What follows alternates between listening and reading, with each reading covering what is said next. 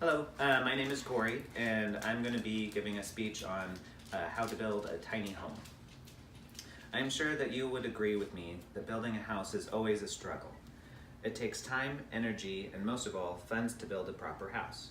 You often plan when it comes to building a home, and certainly you're planning to live there for at least a decade. You think about a big house, perhaps 2 floors, a master bedroom, a huge bathroom, a big garden, and a lot of space. You think how you will fill that space and how much money you're going to spend on building the house and on utilities to keep it warm.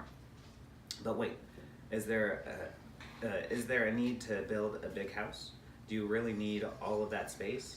Today I would like to introduce you to the world of small homes and explain how to build them. Firstly, let's talk about the benefits and challenges of building a small house. Small houses are less expensive to both build and live in. You spend less money on materials and utilities.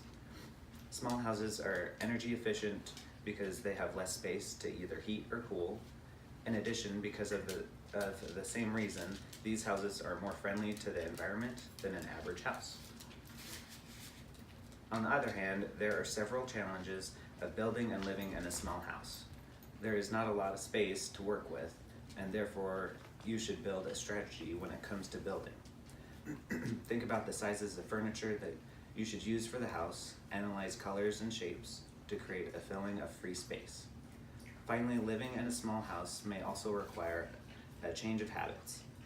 You cannot keep buying new statues or flowers for the living room simply because there's no room to place them.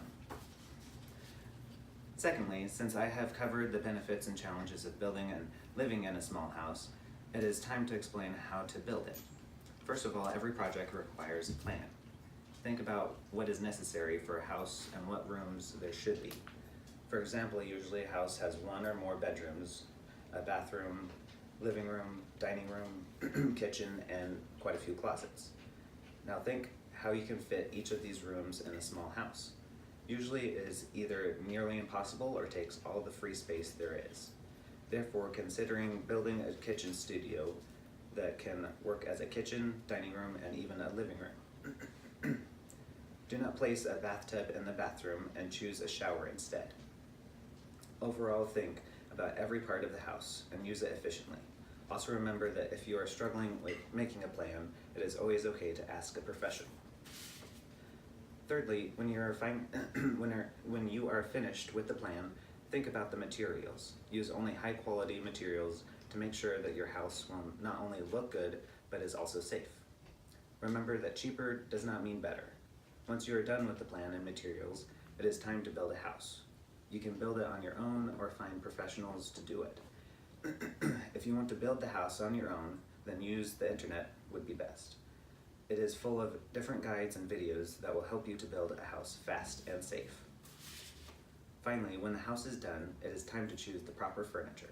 Remember that you need as much free space as possible, so consider buying furniture that can have several functions or can easily be stored. For example, you can buy a folding bed instead of a full-size bed, stools for the kitchen instead of full-size chairs, and a small bin for the garbage instead of a big one. As you can see, it is true that building a small house can be challenging. It requires funds, time, and the will to do it. There are different and complicated steps to follow, but it is rewarding when you think about it. And when one day you will be considering building a house, think about its size. Does it really need to be that big? And that concludes my speech. Thank you so much to all my friends for being here and letting me talk today. So